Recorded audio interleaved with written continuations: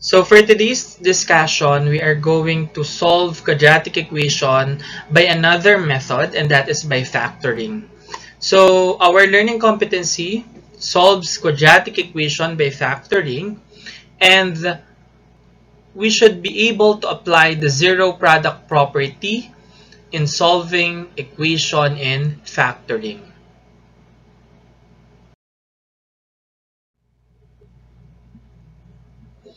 If one side of a quadratic equation can be factored into two linear factors, then the equation can be solved by factoring.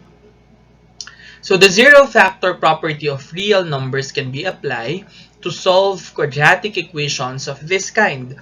So what is the zero factor property? So for any real number a and b, if a times b is equal to 0, then either a is equal to 0 or b is equal to 0. Let us now take some examples. X squared plus 5x plus 6 equals 0. Always remember that the equation must be in standard form. So this equation is already in standard form. And in factoring, we consider the value of a and the value of c. So in this equation, your a is equal to 1. Therefore, its factors are 1 and 1. And now how about 6? What are the possible factors of 6? It could be 6 and 1, 3 and 2, negative 3 and 2. So for this example, we use positive 3 and positive 2 since all the signs are positive. We now get the cross products. And when we add the cross products, that should be equal to the middle term or the value of b, which is 5. Now 1 times 3 is 3 and 2 times 1 is 2. When we add 3 and 2, that is equal to 5. So meaning to say, these are the factors.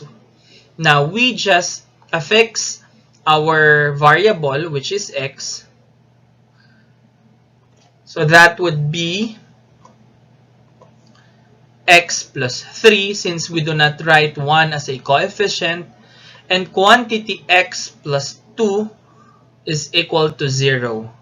Now, let us use the zero factor property, meaning this can be equate to 0. So, x plus 3 equals 0. We add negative 3 on both sides, so we could isolate x. Adding the inverses, that would be 0. 0 plus negative 3 is negative 3. X now is equal to negative 3. For this one, we have x plus 2 is equal to 0.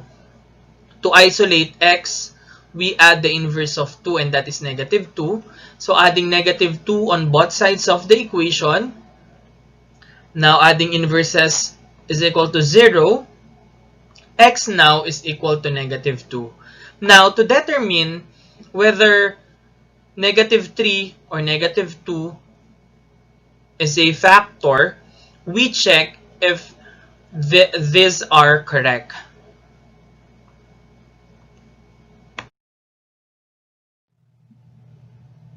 So to check if x squared plus 5x plus 6 is equal to 0, and the values of x that we computed are negative 3 and negative 2, we simply substitute the values of x to this equation. So substituting now negative 3, that would be negative 3 squared plus 5 times negative 3 plus 16. This is positive 9. And 5 times negative 3 is negative 15. So that is 9 minus 15 is positive 6 plus 6 is 0. So 0 is equal to 0. So true. Meaning negative 3 is a solution set. Now let us try negative 2. Again by substitution, that is Negative 2 squared plus 5 times negative 2 plus 6. So negative 2 squared is 4, and this is, when multiplied, will give you negative 10. Now that would become 4 minus 10 plus 6. So 4 minus 10 is negative 6 plus 6 is 0. So true. Meaning to say, the solution set of the quadratic equation is negative 3 and negative 2. Let us try another example. X squared minus 4x minus 21 equals 0. So again, in factoring, we consider the value of a and c. Here, your a is 1, so again, the factors are 1 and 1. How about c, which is negative 21, negative 7, and 3? Again, getting the cross product, and when we add, it should be equal to negative 4. So 1 times negative 7 is negative 7. 1 times 3 is equal to 3. 3 plus negative 7 is equal to negative 4. Therefore, these are the factors. So we just affix x. So that would be x minus 7 times quantity x plus 3. Now let us use the zero factor property. Let us start with x minus 7. So we have to isolate x. Let us add the inverse of negative 7, which is positive 7 on both sides of the equation. This is 0. X is equal to 7. On the other hand, that is x plus 3 is equal to 0. Again, isolate x by adding the inverse of 3, which is negative 3. That is 0. X is equal to negative 3. Now let us check if 7 and negative 3 are the solution set. So again, if x squared minus 4x minus 21 is equal to 0, and x is equal to 7 and negative 3, same process, we substitute. So let us start with this one, with 7. 7 squared is 49. Negative 4 times 7 is negative 28 minus 21 equals 0. Now, 49 minus 28 is positive 21. Minus 21 is equal to 0. So, 0 equals 0. Therefore, this is true. Let us try now negative 3. By substitution, that is negative 3 squared minus 4 times negative 3 minus 21. This will give you 9. And this negative 4 times negative 3 will give you positive 12. So the equation will be 9 plus 12 minus 21. And that is, this will be 0 and also equal to 0. So true. Therefore, the solution set of the quadratic equation are 7 and negative 3.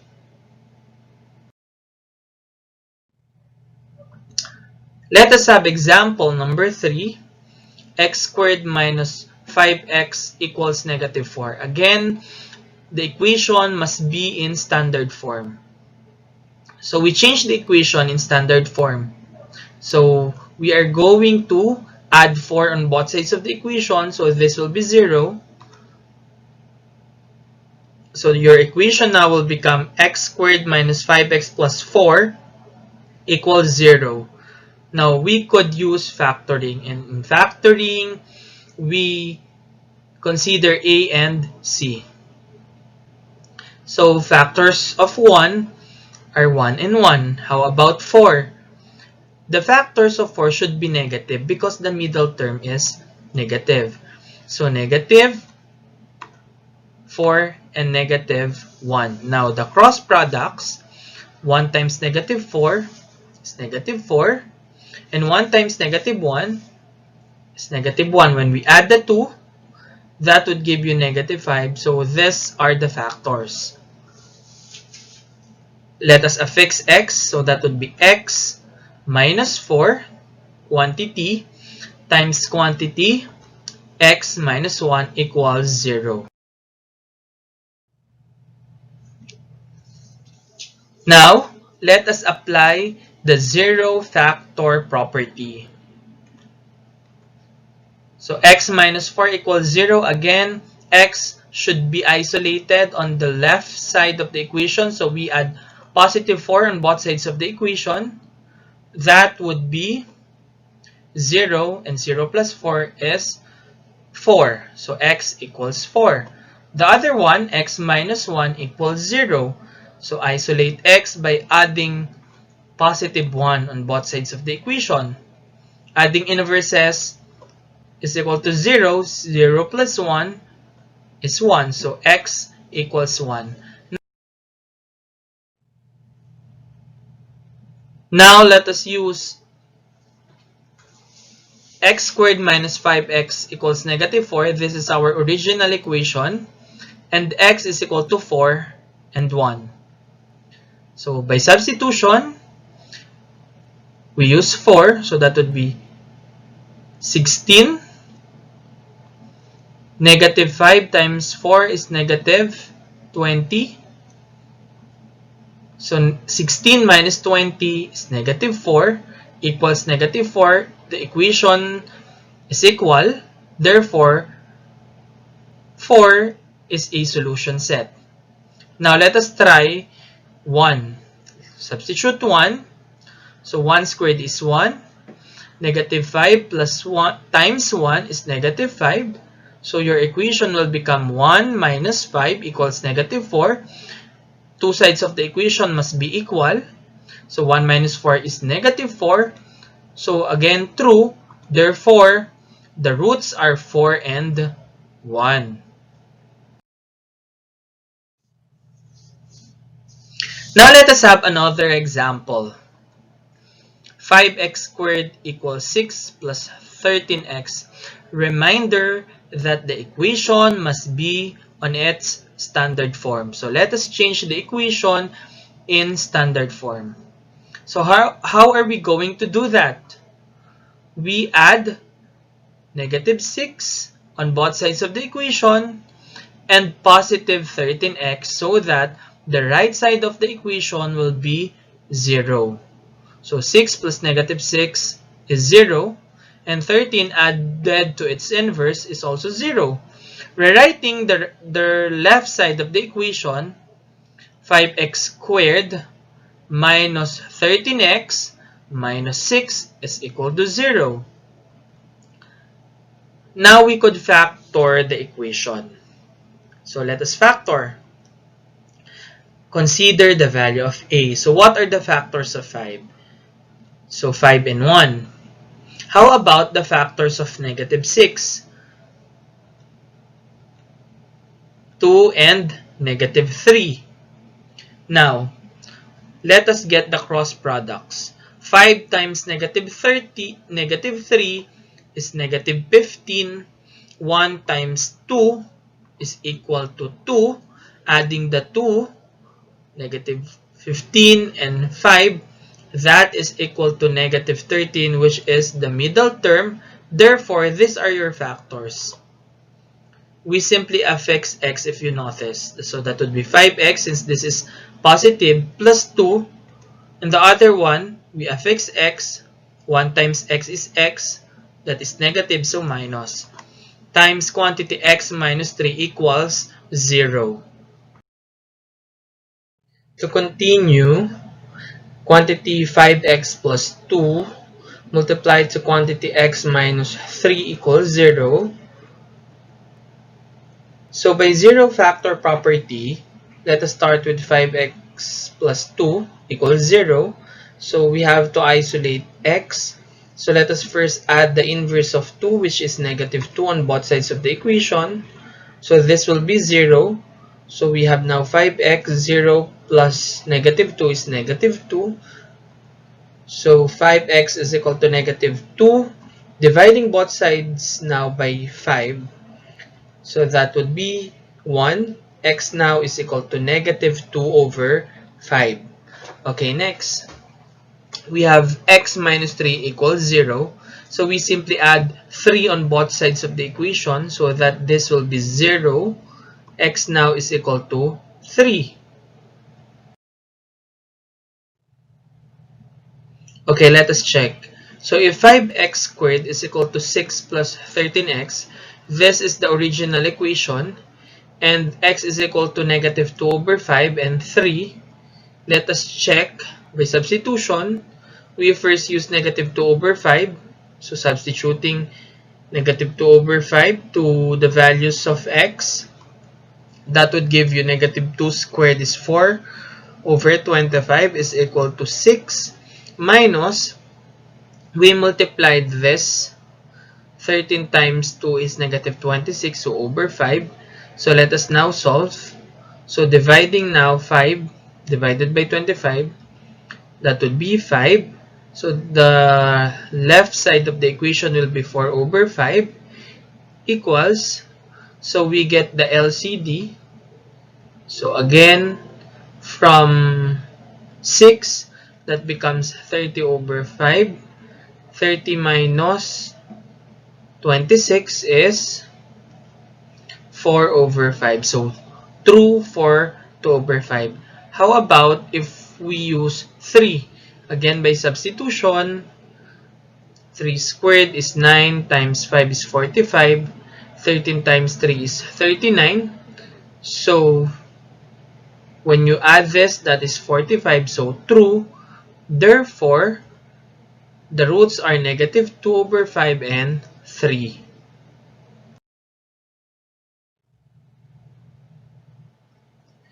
Okay, another example.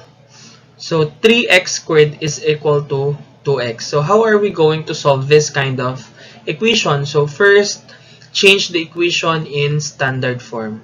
So we add 2x to both sides of the equation so that that would become 0. So the left side of the equation will become 3x squared minus 2x equals 0. I want you to notice that we do not have value of c. So how are we going to solve this kind of equation? We factor it by the common monomial. So the common monomial factor is x. So factoring out x divided by 3x squared, that is 3x. X divided by negative 2x is negative 2. So using the factors, we could still use the zero factor property. Let us start with x is equal to 0. So that's it. The value of your x is 0. So 3x minus 2 equals 0. We add positive 2 to both sides of the equation. This will be 0. 3x is equal to positive 2. Then dividing both sides by 3, that will become 1. And x now is equal to 2 over 3. Let us check. So if the original equation is 3x squared is equal to 2x, and the values of x are 0 and 2/3, substituting 0, so of course any number multiplied to 0 is 0, so that is true. So this is a root. Now let us have 2/3. Squaring 2/3, that will be 4 over 9. So 3 times 4 over 9 is equal to 2/3. 9 can be divided by 3. We factor it out. This will be 1 and this will be 3. So 4/3. Now if you're going to multiply that numerator by 2, that will be 4 over 3. Therefore, the equation is also equal. So true. Hence, the roots are 0 and 2 over 3. So now it's your turn. You solve the following quadratic equation by factoring, and then you check. So you write your answer on your notebook.